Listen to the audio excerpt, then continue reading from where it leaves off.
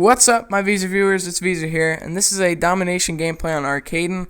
I'm playing with my live streamer group again. It's the same night. I think it's actually a game pretty close to that, but I'm going to give you guys two reminders as the game starts. So I made a new channel layout. I'm trying to, get that new channel, whole new professional look. So made a new channel, background, and shout out Saturday begins Saturday. And so that's basically all you need to know for that. But this game was recorded in theater mode, and I hate to do that. Normally I don't do that. I record it live, so it's not very laggy if the game's a 2 or 3 bar. It's the only time I'll do it, but the gameplay is a little choppy, so if you get dizzy or like car sick or something, like I don't want you to vomit all over your new computer and break a keyboard or something.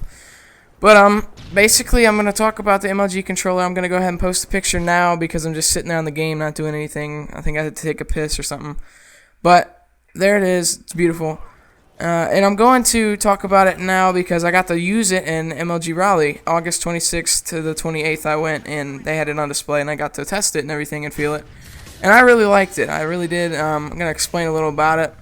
The dude that was showing it said during the process he was telling the whole group this. They were making it. They tested it with like multiple MLG players for every MLG game on the circuit right now for the Xbox and the PS3.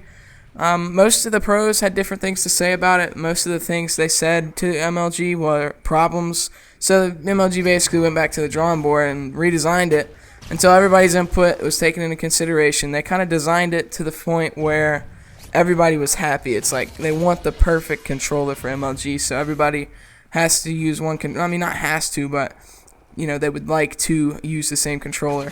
So in the middle, it's basically smaller than the Xbox 360 controller, but the the holders on the left and right side, are compared to the PS3, is about compatible to the Xbox 360. So the thickness in the controller is a little skinnier than the Xbox, a little bigger than the PS3's. So it's kind of in the middle.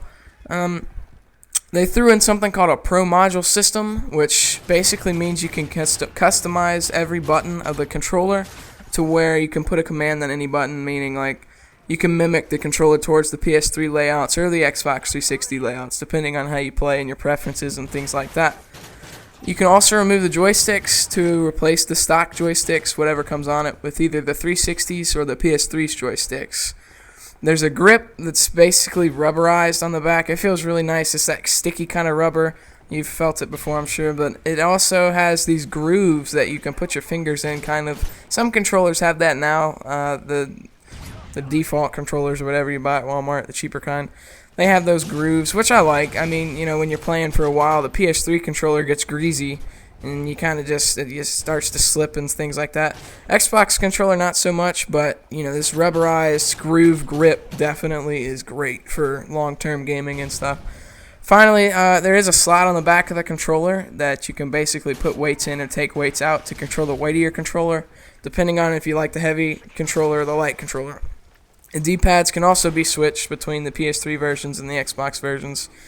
The controller basically comes with the stock buttons, things like that. You can buy extra accessories for it, like the Xbox D-pads and the PS3 D-pads and the buttons and things like that.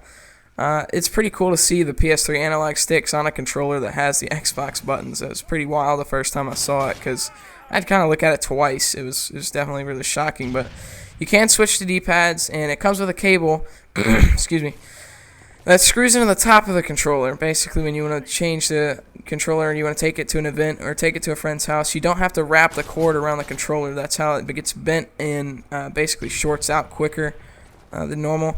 And so you can unscrew the cord real easy and take the cord wherever you want it and put it straight and it doesn't get wrinkled and broken. So last time I did check it, they didn't have a price on the controller yet, but I remember MLG did say it wouldn't be more than a standard PS3 or Xbox controller's price. So I like it, and I think the good thing is, when your controller gets beat up over time, you can buy the individual pieces, so you don't have to buy a whole new controller. It's like you're saving money, I think, more in the long run than having to buy a whole new controller. But anyways, to throw a kink into things, I think it's definitely not a cross-platform controller, meaning it doesn't work physically on the 360 and the PS3. It works on one or the other, but you can buy a controller for the individual console to use it on.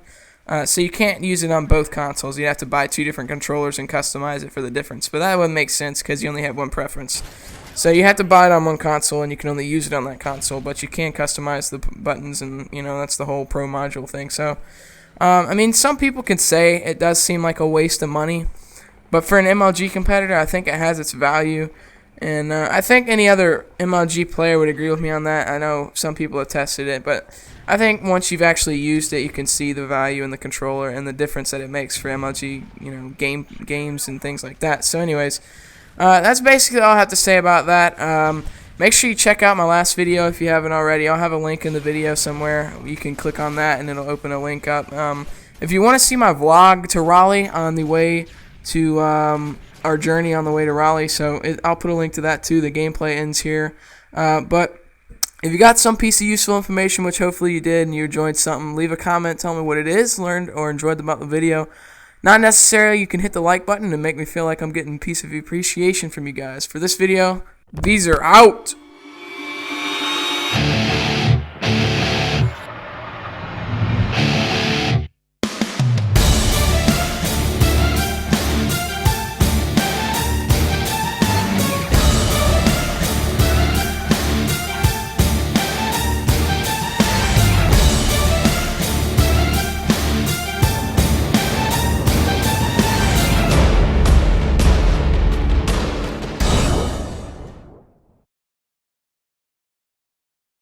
What's up, guys? VzuR here. Didn't say VzuR viewers.